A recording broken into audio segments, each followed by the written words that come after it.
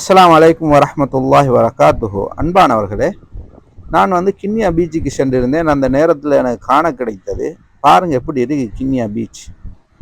சட்டப்பாடு இருக்குல்ல, குப்பையெல்லாம் கொட்டி அந்த கட்டிருந்த பில்டிங் எல்லாம், அந்த கட்டெல்லாம் சரிஞ்சு ஒரு சைட்டுக்கு உழப்போகுது.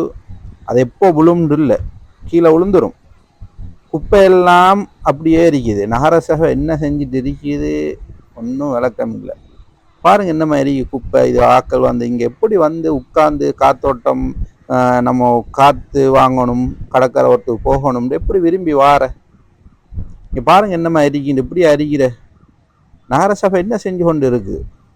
இதை கட்டாயம் கவனித்து இதுக்குரிய நடவடிக்கை எடுத்து இதுக்கு உரிய வேலைப்பாடை செய்யுங்க. என்னம்மா இருக்கு பாருங்க. வாப்பாவே, இந்த இலங்கையிலே மிகவும் மோசமான பீச்சுன்னா இது மட்டும்தான்.